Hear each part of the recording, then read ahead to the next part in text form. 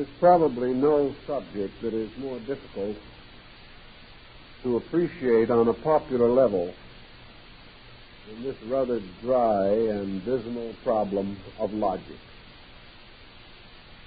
Logic is an offense to most people because they much prefer to be illogical. They find logic a very frustrating thing, and the definitions available in dictionaries and standard reference works are either inadequate or utterly confusing. Yet actually, logic can be a very interesting subject if we begin to apply it to ourselves or try to gain some practical insight about the processes of the human mind. If we possess essential facts, there would be little use for either logic or reason. In fact, most of the branches of learning that we know today would be useless if we had a small group of inevitable, eternal facts available to our comprehension. We use the word fact today rather loosely. We use it to define anything which seems to be obviously and undeniably true. And we do have a small number of what might be termed trite facts. Facts that no one will ever question, but in themselves will contribute very little to our improvement, our happiness, or our security. Thus, there are so-called self-evident things which no one chooses to question or deny. Every once in a while, however, someone assails one of these self-evident things and has demonstrated that many of them can be successfully assailed. For example, it was a self-evident fact in the 13th and 14th century that the earth was flat. No one questioned it. Today, in the 20th century, we know the earth is geographically round and financially flat, but that is a little different from the original thinking. We know that people were burned at the stake, boiled in oil, ridiculed, and persecuted for affirming things that we now call to be facts. This can only have one essential meaning to us, namely that even obvious facts may not be factual. Realizing, as we must in philosophy, that we are dealing with a universe of values, most of these values essentially unknown, we must develop various means of self-orientation.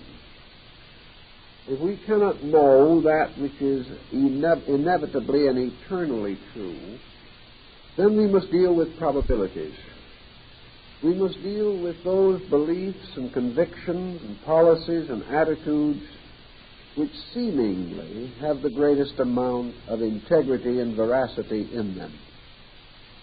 Logic comes to our aid in this particular type of emergency.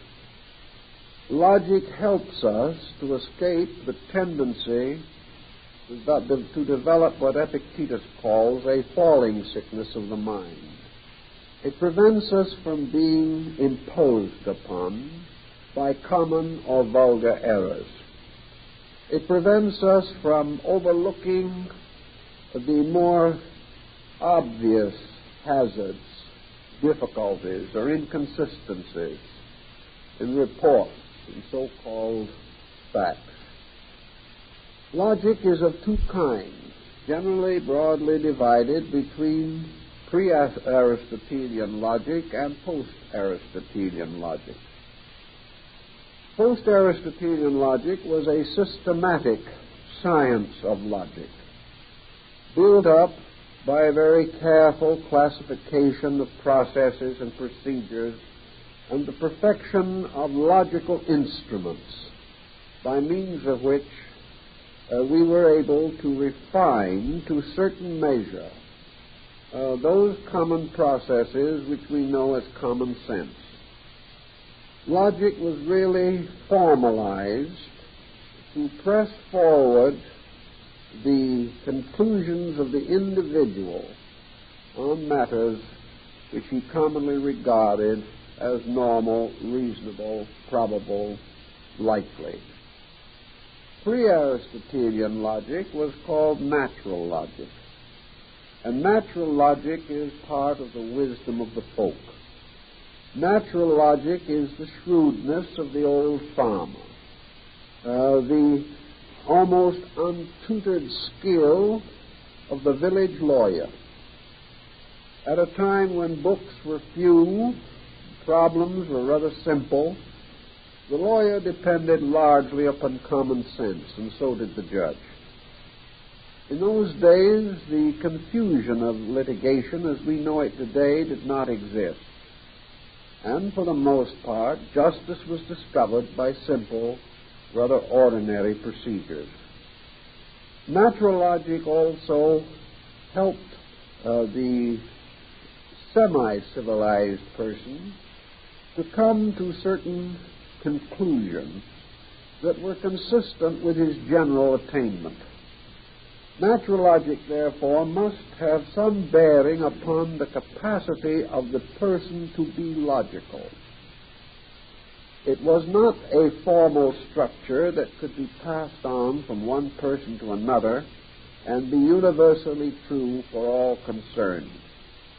It was a kind of homely insight that developed around the natural thoughtfulness, the natural penetration of certain minds that seem to have special abilities in being thoughtful or reasonable or sequential or orderly in their thinking. Thus, in most communities, there were a few logical persons who were greatly called upon for their advice, their opinions on various matters of significance. Perhaps the most useful phase of logic for us is that it is related to the science of the reasonable. In every contact we have in life, we are challenged to determine within ourselves the reasonableness of situations. We are required to determine the reasonableness of the news that we read in the paper, the reasonableness of the explanations given to us by friends and associates for their various activities. We are expected also to be able to defend in a reasonable manner our own feelings, our own beliefs, our own attitudes on a variety of common issues. The enemy of the reasonable, of course, is not just merely thoughtlessness. It is largely pressure. One of the most common causes of unreasonableness is the desire of the person, we will say, to get something for nothing. This is a common affliction of our race, and never have we suffered from it more than at the present time. Never have we been so gullible. Never have we been so over-influenced by pretension. Never have we lost our common sense in the desperate desire to have things the way we want them to be, regardless of whether the way is reasonable or not. Logic is part of philosophy because it has to depend upon the development of certain philosophical instruments in consciousness. The person, to be logical, must have some framework or background of reasonableness. He must have some foundation in natural law. He must have some comprehension of the probabilities of existence. And having gained a basic knowledge of such principles, he must have the courage to apply them. And he must also have the memory necessary to bring them to attention at the proper time. Perhaps one of the simplest examples of this that we can advance quickly is the problem of Buddhist philosophy.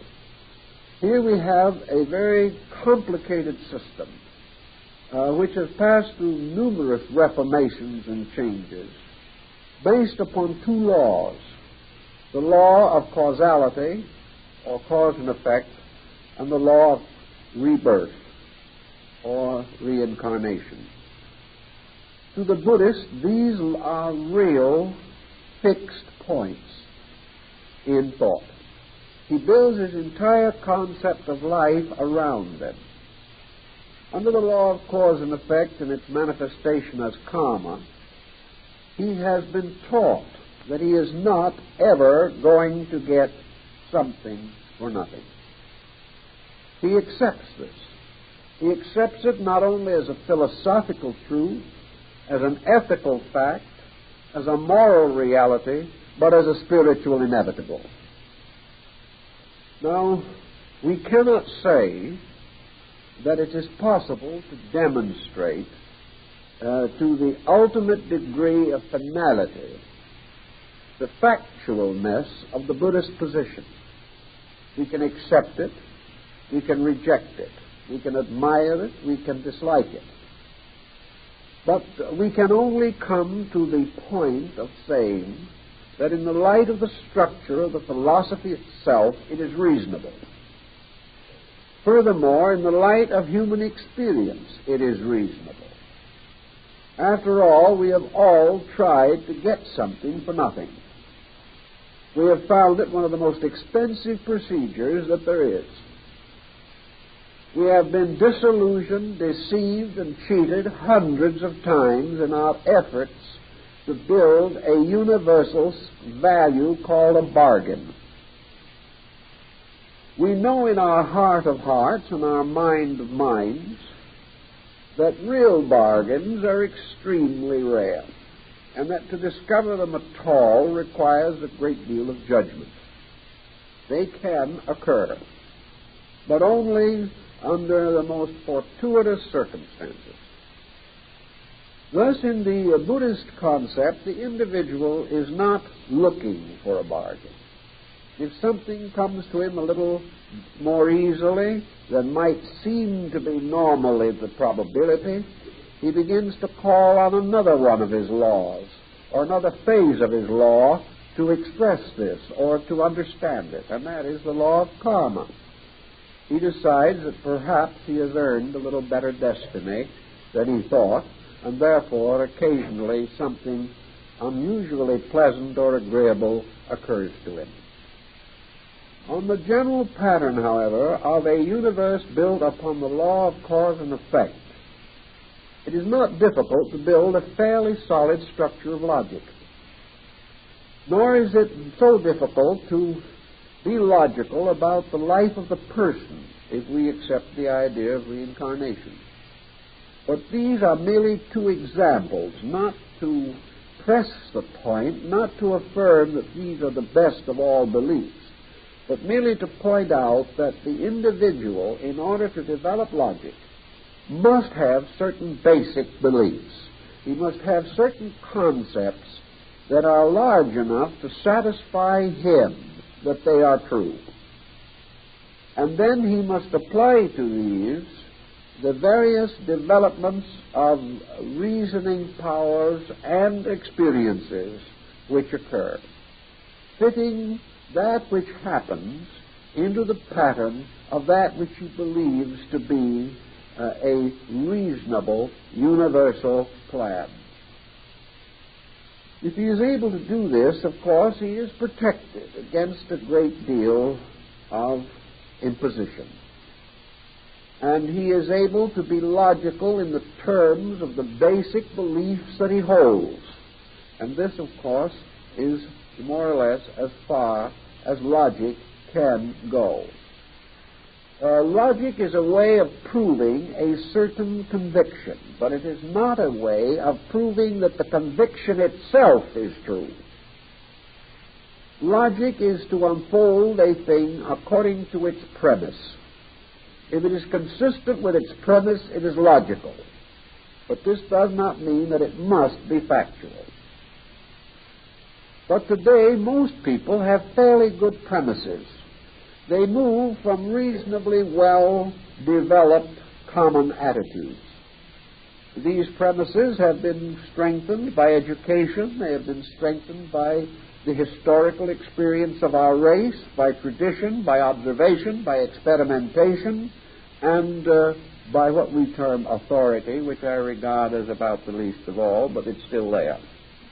These foundations are available to us, and we can build logically in harmony with them. Also, we know that for a thing to be logical, there must be a relation between what happens to us and what happens to other people. Now, here is a bad example of logic. It is logical that good should come to us because we deserve it. It is illogical that good should come to others because they do not deserve it. Our assumption in this always is that we, by nature, are superior to others. That while it is perfectly reasonable and perfectly probable for another individual to be victimized by poor judgment, this is just not possible to us. We have a kind of infallibility in us. We can say when someone else is in trouble, it serves him right. But when the same trouble comes to us, to borrow a line from Kipling, the bottom is out of the universe. We no longer have any faith in anything. Thus, we are unable to realize or to admit that we all have the same fallibilities, that we are all subject to the same mistakes, and that therefore we have no right and no reason to assume that any attitude that we possess gives us immunity to the common events of life. So logic can help us. It can help us to build a universe around certain concepts. And certainly the law of cause and effect is one of these concepts. It is a concept that if we want something, we must earn it. And also that if we want $1, we must earn $1, not 50 cents. It is a concept that what we earn will ultimately come to us. And then we go into another level of logic. And we say to ourselves, what is the meaning of the whole concept of earning and paying? Certainly, we work hard. We gain certain goods or chattels for our labor. These goods we spend or trade or do something with to gain other ends that we want. But what is the meaning of it all? After a lifetime of barter and exchanging, we depart into a universe which, according to the opinions of our philosophers and theologians, will not be devoted to bartering and exchanging. That most of the things we do here are peculiarly related to this kind of life. So it is perfectly reasonable to ask the question, why do we spend 70 years here doing things we may never do again? Now, this is a kind of a sticky question.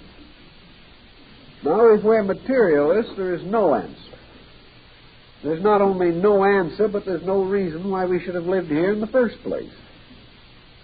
If we are theologians and believe that we are going to drift off into some paradisical abode where we will spend eternity with the angels, this may also be optimism, but it gives us no real incentive for becoming skillful merchants, good mechanics, does not even give us any particular reason for any art unless it be music, and we are stuck with a harp sometimes.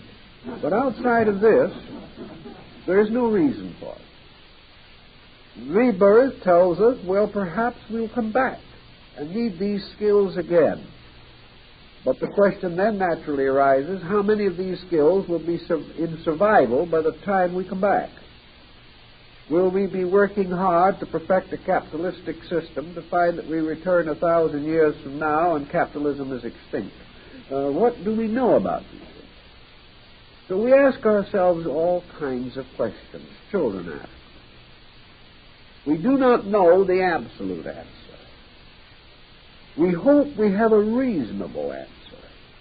But if someone turns around, picks a hole in our answer, and discomforts us because we are unable to demonstrate our point, then we have been deficient in logic in the development of our solution or our approach to the matter.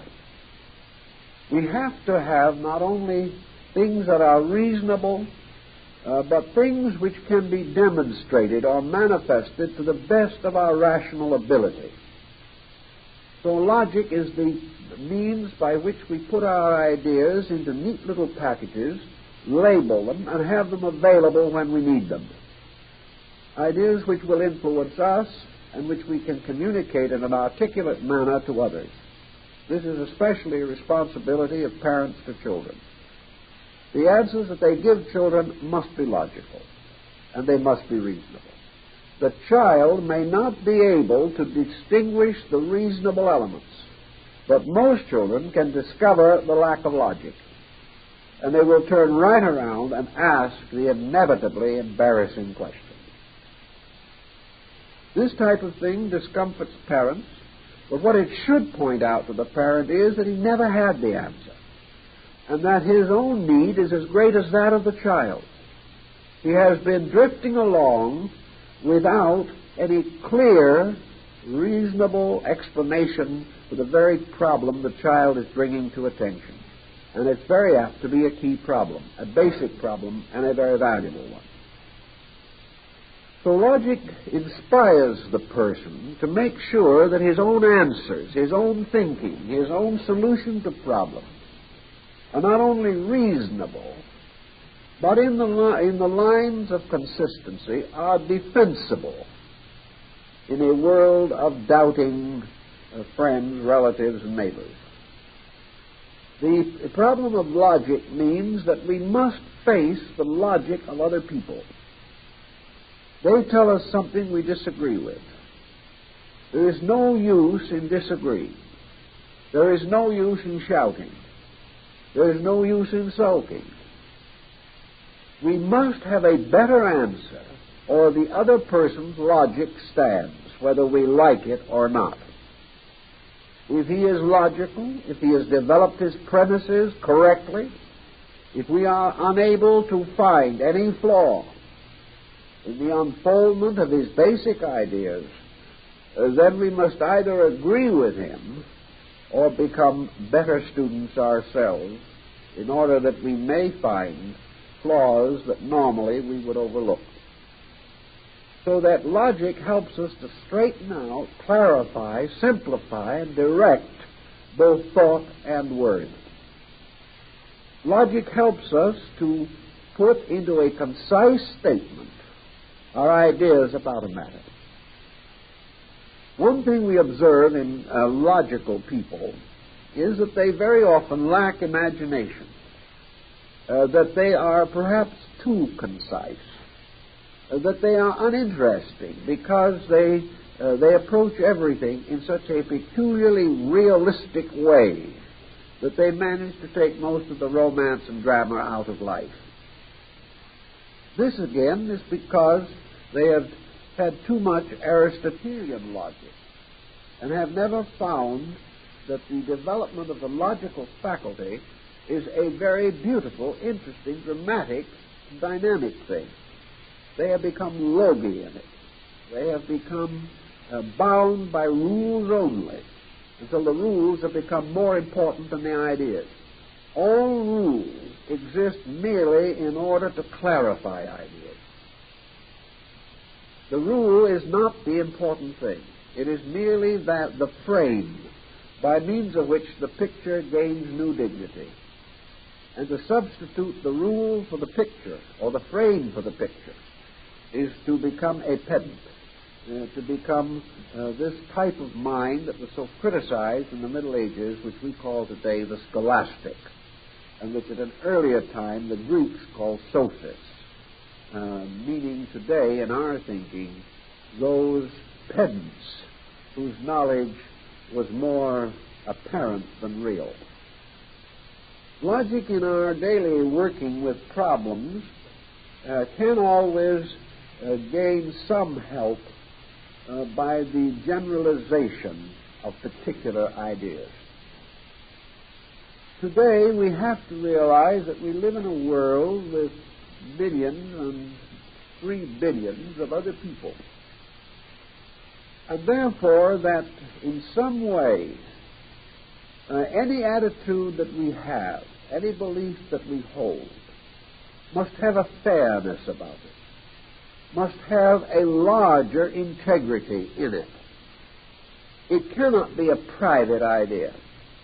We cannot live in private worlds ruled over by a private set of laws which we have invented, defended by a small army consisting only of our own faculties, and perpetuated regardless of the evidence against it that may accumulate in the world around us. We cannot have these private worlds. When we are unable to be big enough and broad enough to escape from these private worlds, we retire into them under pressure and become introverts. Very often the introvert is simply a person who does not want to live in the world as it is, but in a private universe of his own.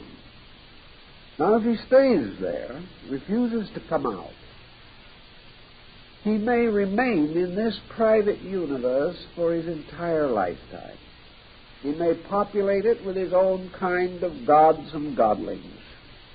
He may make his own rules to run it. He may decree who he will permit and who he will not permit to be a citizen of his private world. In the end, however, he generally has no citizens but himself. This kind of attitude, while perhaps not carried to this extreme, is a common failing. We like to feel a certain power to interpret things as we want to. This is all right up to a certain point. Beyond that, it is a form of self-hypnosis or self-over-suggestion in which we gradually force a dignity upon our opinions which they do not really deserve. So we have to say to ourselves when we take attitudes, what would happen if these attitudes became general? Immanuel Kant, in his categorical imperative, gives us a good example of this policy. He tries to place a criterion upon man's concepts and precepts.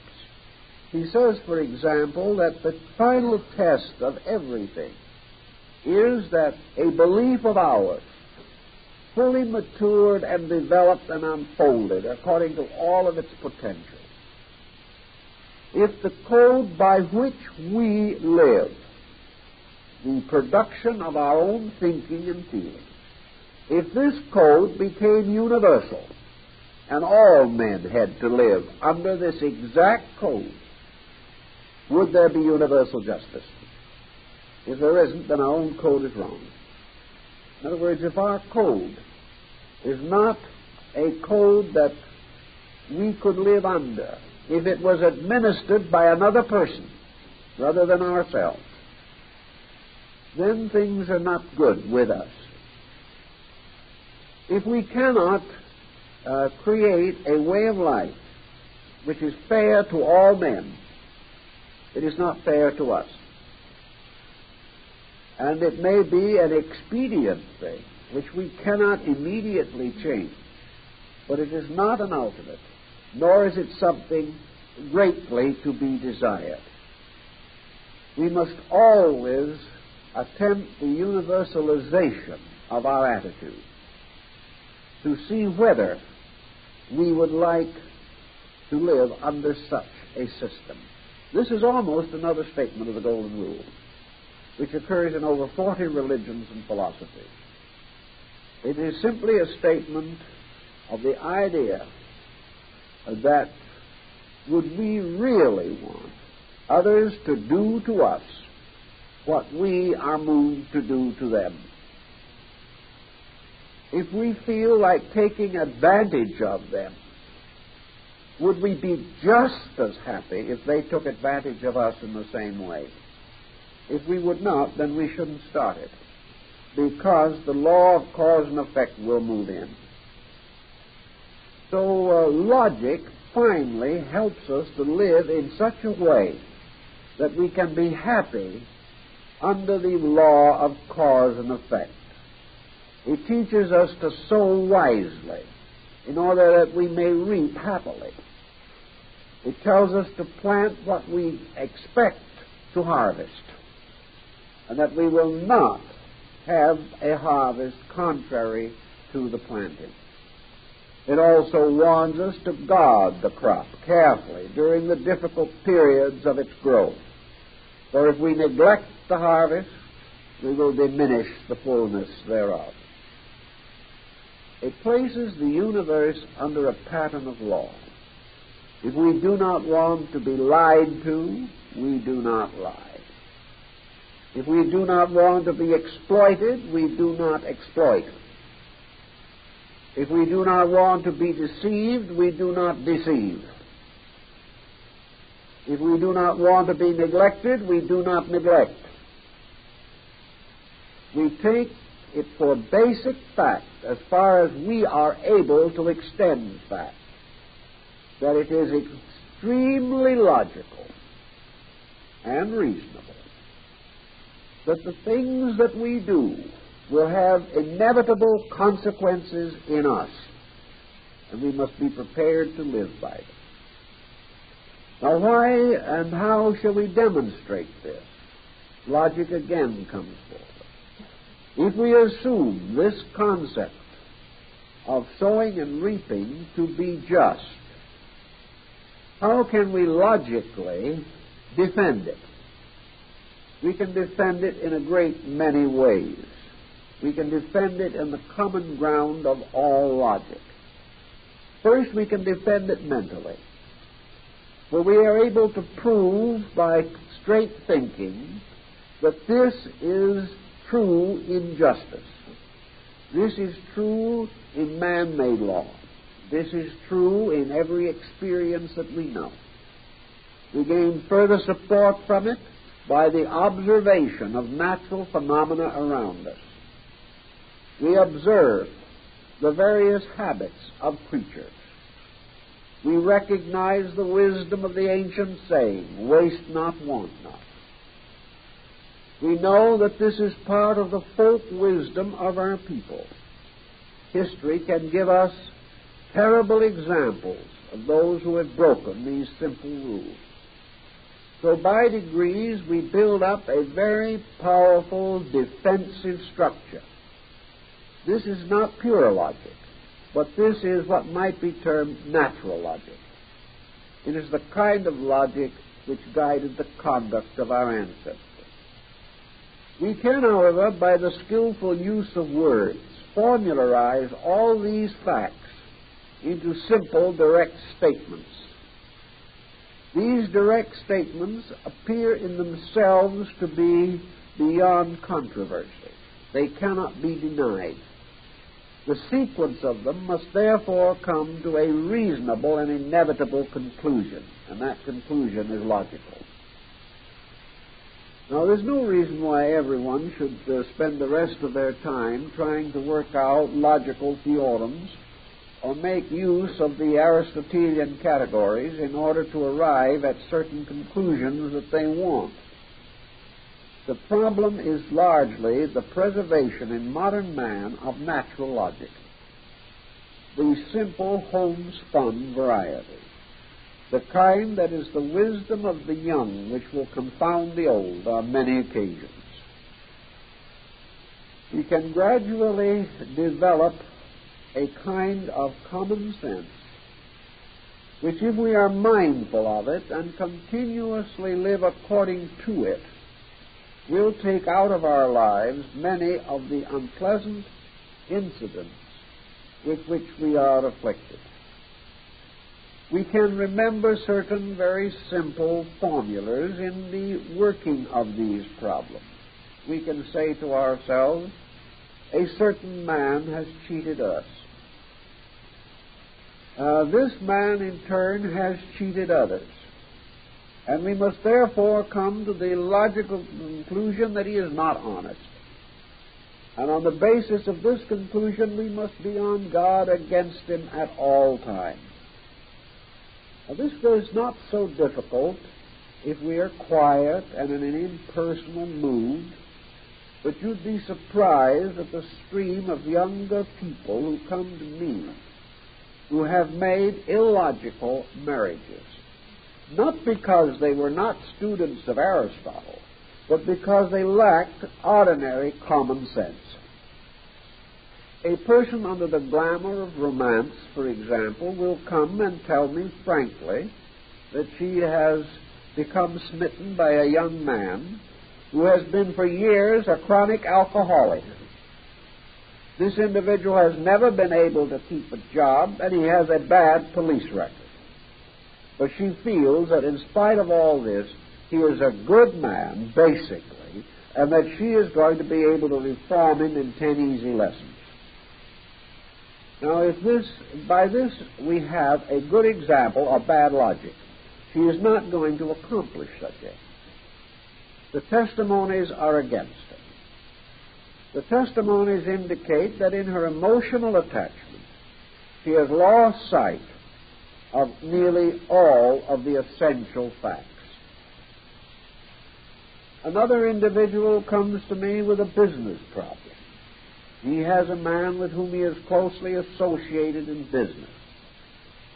In a number of personal affairs which have arisen in their lives, matters largely of friendship or social relations or incidental things, the man who came to me learned several matters about his business associate. First, he learned that he was a tax evader. He learned that he chiseled in every way possible and was perfectly willing to perjure himself on his tax returns. But my friend said, well, after all, taxes are not very fair, so I don't blame him. Maybe I'd do the same thing. A little later, he found that this man had a beautiful and congenital habit of lying. Whenever he was in a difficulty, he lied. When he didn't want to do something, he lied. The lies were mostly comparatively harmless. They were just nice little white lies, but they were getting a little gray with constant wear. He also found out that this individual was perfectly willing to drive a sharper bargain than the facts justified. That this individual was perfectly willing to misrepresent products.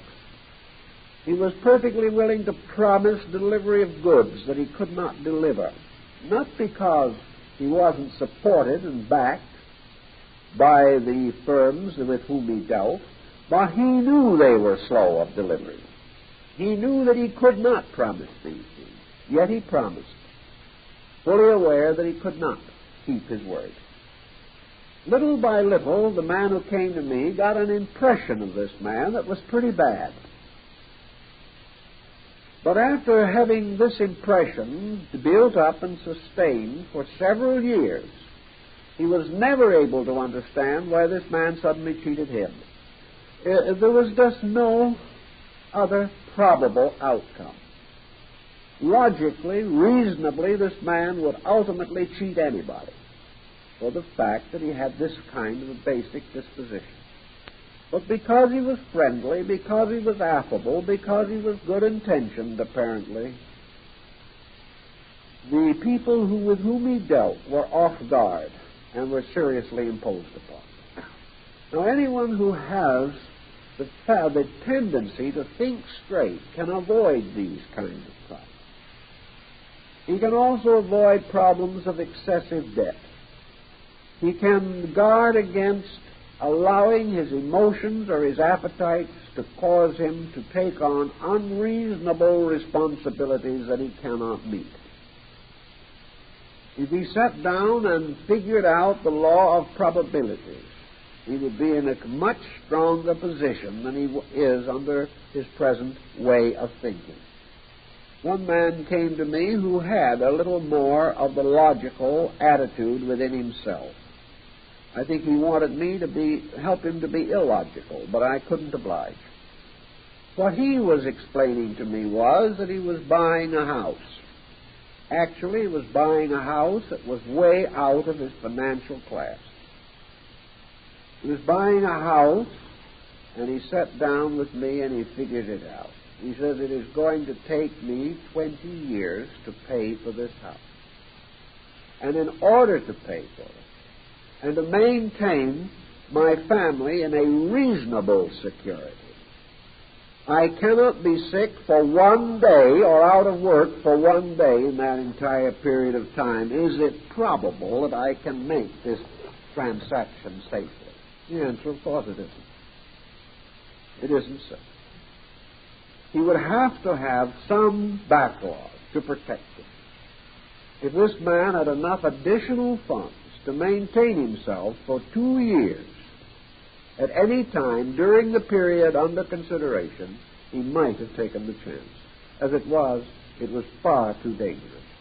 Yet most people would never stop and think of this. They think of only the refinancing, or the possibility of bluffing their way through, or the even more dangerous situation of ending up with various indebtedness on which they're paying from 12 to 20% per annum. People just will not sit down and quietly put 2 and 2 together and get 4 as the result. So if we can train minds just a partial way along this thinking things through policy, then we find that there are many simple rules, simple guides, simple ways by which we can protect ourselves against unusual and unreasonable stress. Wherever we do not make this protective move, where we do not think these things through, we hazard not only our security, our happiness, our friends, but we also hazard our health. The individual, having made unreasonable moves and forced to defend them in one way or another, may pay with his life for the additional anxiety that he has brought upon himself. So the philosophical pattern here, the great value of philosophy, is that it shall cause prudence, that it will not restrict the person in the reasonable fulfillment of reasonable desires, but will prevent him from taking on unreasonable futures which he may not be able to meet. This philosophical pattern will prevent him from mortgaging years that are not yet his. These principles will help him to be able to sit down quietly and reason through the intensities of his own desires, reason through the pressures of his own ambitions, and try to arrive at a course of action which is defensible in terms of common sense. If he can do this, he will not have too many difficulties. So what we call natural logic is that the person shall have normal expectancies as to the outcome of the various things or patterns with which he is concerned. He will set something in motion with a full awareness of the responsibilities and the opportunities. That he will accept debt advisedly, knowing that sometimes he must accept it. But he will never abuse the privilege of owing money. He will never go so far in a situation that he endangers all because he must have something. This type of discipline takes philosophy out of the realm of abstraction where we have tried to keep it in the cloistered sanctuaries of universities and puts it to work where it belongs, in the daily existence of individuals who must defend themselves in this particular generation against a wild array of illogical and unreasonable pressures. The individual must become more quiet as the world becomes noisier. He must become more careful as the world grows more careless. He must compensate for every dereliction of society by a further intensification of his own integrity. Otherwise, he is ultimately going to be drowned in a sea of common mistakes. Now, when we come to sum up this problem of logic and of the reasonable, we must naturally flow with it into the next branch of philosophical study, and this is ethics. Now, ethics is concerned primarily with two problems, but before we approach them directly, we know that ethics must seek the definition of morality. Ethics has to do with the nature of moral good and moral bad. Now, this problem is hardly less complicated than the one involving logic. And it is somewhat more difficult because good and bad emotionalize so rapidly and rationalize so slowly. The whole problem of good and bad is extremely relative and has been subject to more ramifications and changes in the course of human history than perhaps any other basic concept. However, in the basic definition, morality must be that by means of which individual conduct contributes the most to collective security. Morality must have to do with the individual's concept of what is right. And what is right must be a positive statement of value. Morality then does break down into the two divisions which I mentioned. Morality being, first of all, what is the present good? How are we to approach the problem of contemporary value? But morality goes a step beyond this.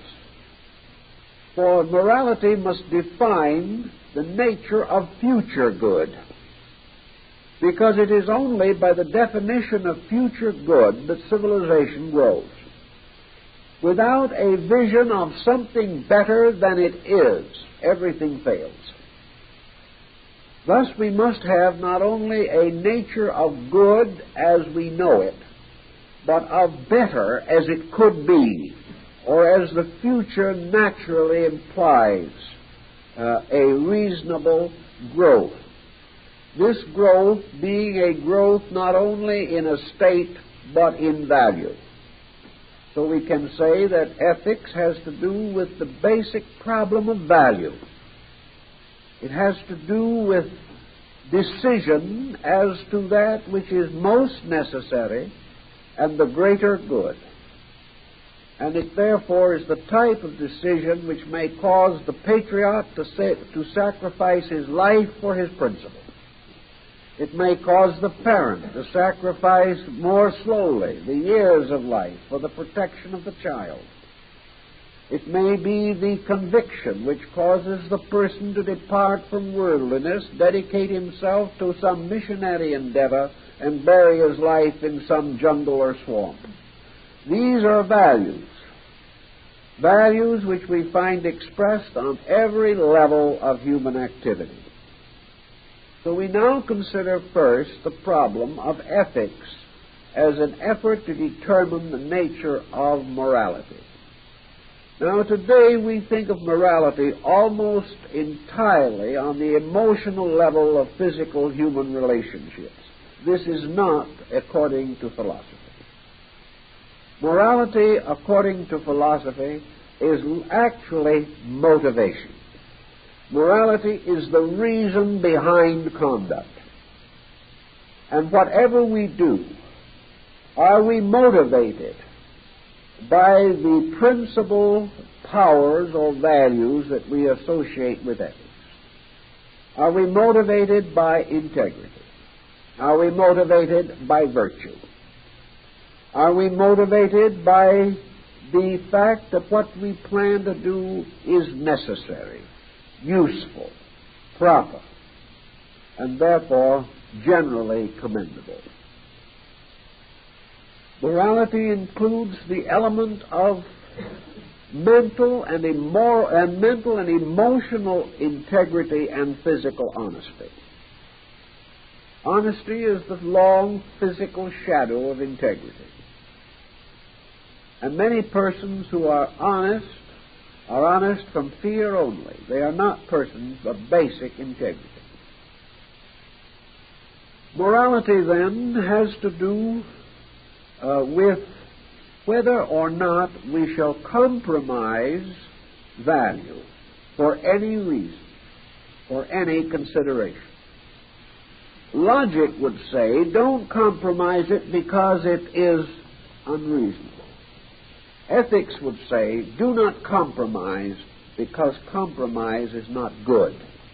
We move now from the standard of the reasonable and the practical to the standard which is largely dominated by the function of the human conscience. Good becomes to the individual his standard of action. If his standard of action is too low, then it is obvious through his conduct because he is not good. So each person has to determine in his own way a standard of morality. And it will involve a large number of different activities. One of the most common decisions he has to make is the degree to which he will compromise integrity to utility.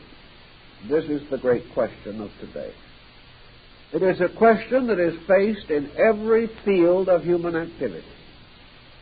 It is faced by everyone seeking employment. It is faced by nearly everyone who has a job. It is a decision that comes frequently into the home. It has much to do with the fact we have or do not have friends. And it may have a great deal to do with the bank balance. These problems are problems of ethics, and they are problems which involve primarily the degree to which we are willing to sacrifice advantage to the maintenance of principle. Well, this question is open to very large debate. The general tendency of people today is to give it less and less attention.